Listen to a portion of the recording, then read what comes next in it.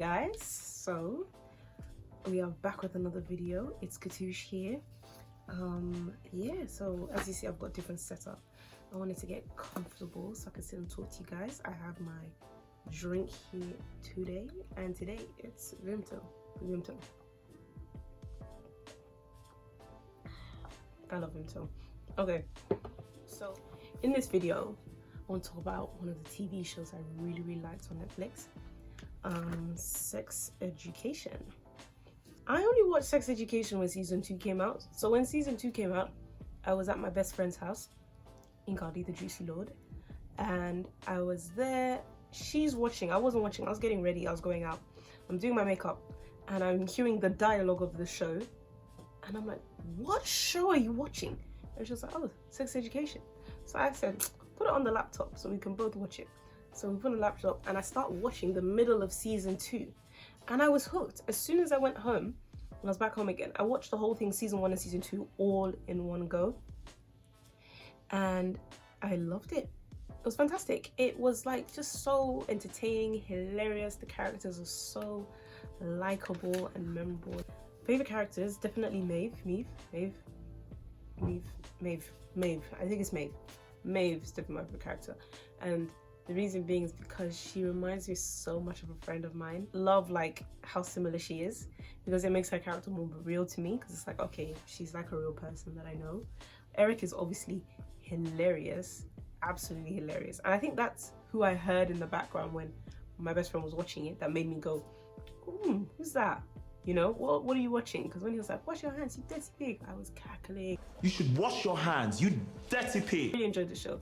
And the thing about me is I don't typically like English TV shows. I find them really boring, and I like the American shiny Hollywoody kind of TV shows. But obviously Netflix, they know how to make a show, and I enjoyed The Stranger, but I can talk about that another day. But I enjoyed The Stranger recently as well, which is English. But yeah, so Sex Education banged. It was so good. It just reminded me of when I was at school. So obviously it's like a proper dramatized version of school, and a lot of people have said, oh, it's a very American style school, but if you live outside London, the schools are like that. Like when you watch it, you're like, this is school.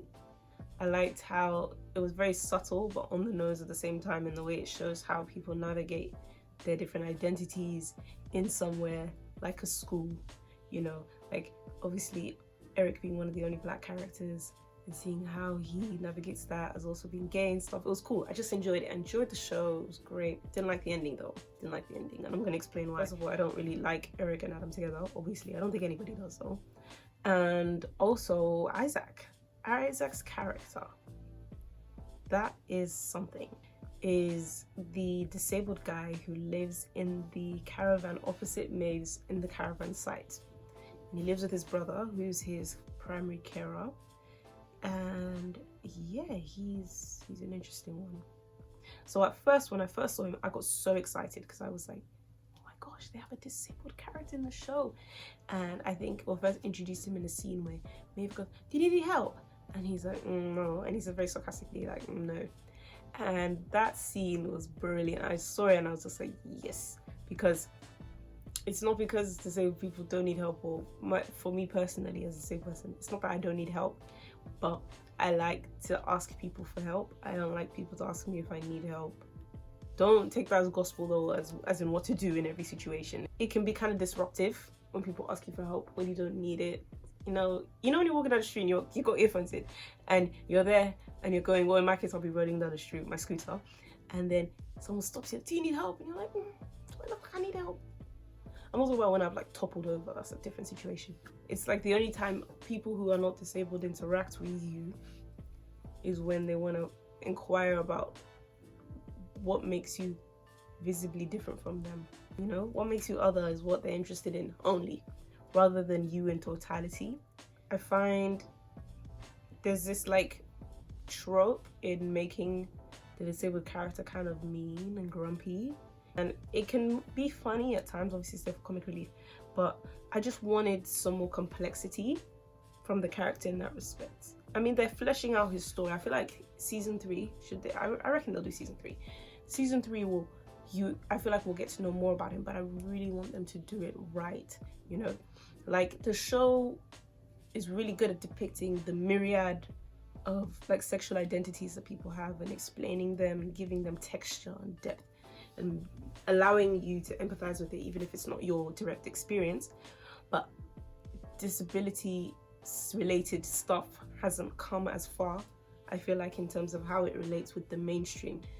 In movies and television, we don't have any representation that's diverse, that's complex.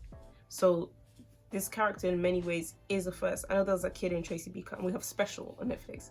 Now Special is a fantastic show because Special is based off the semi-autobiographical book, I believe, by Ryan O'Donnell, who plays the lead character in Special, who has cerebral palsy, and that is brilliant. He's also gay as well, and he shows like the way his identities converge and all of that in the show, and it's brilliant, absolutely perfectly done.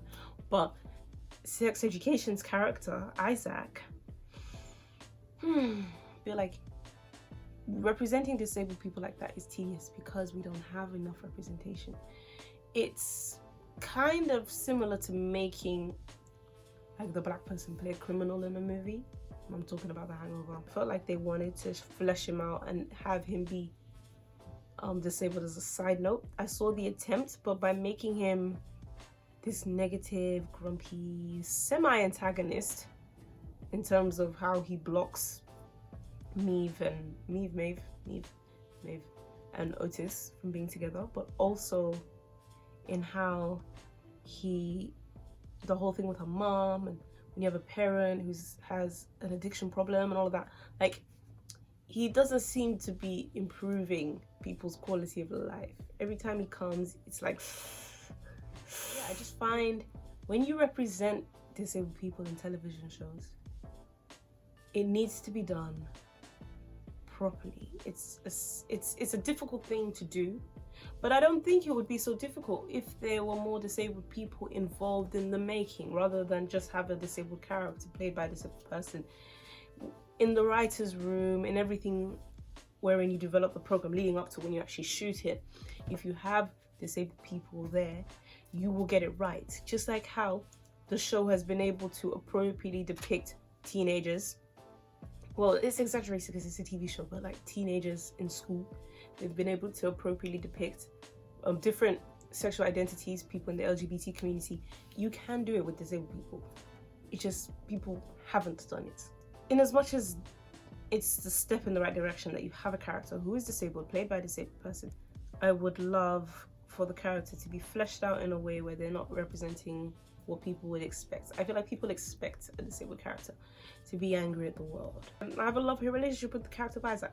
You know, in as much as I like the fact that he's there, I'm confused with what we're supposed to get out of him being there, because the show does provide a social commentary, gender dynamics, age, family. There's so many things dealt with in such a sophisticated way. I can't understand how that didn't extend to the character that was disabled and their context and their storyline. He's not a lead character, so that is one thing. It was never going to be done yet. Still, him just being there to put a downer and everything off, and it's a bit tired, you know. I would love in season 3 to see him with a bit more complexity.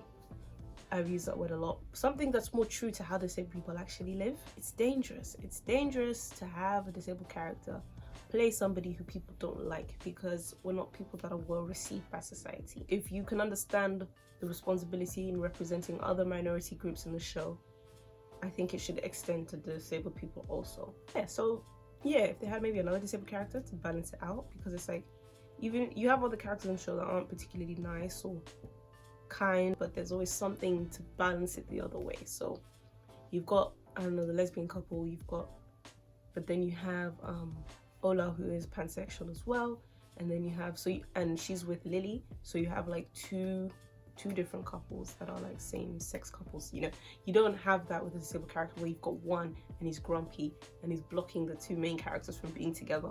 People aren't gonna watch and go, oh, it's so good to see the same person on television. They're just gonna be like, oh, he's messing up the base, you know.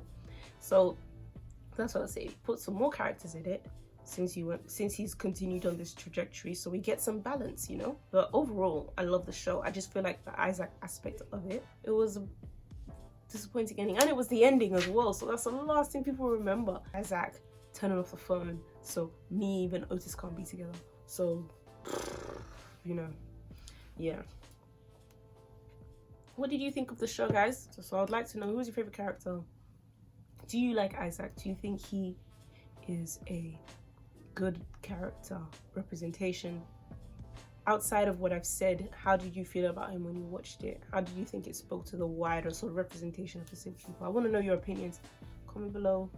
It'd be good if we can have a conversation about this. Once again, it's itsKatouche. Thank you so much for watching, and I'll catch you in my next video. Bye.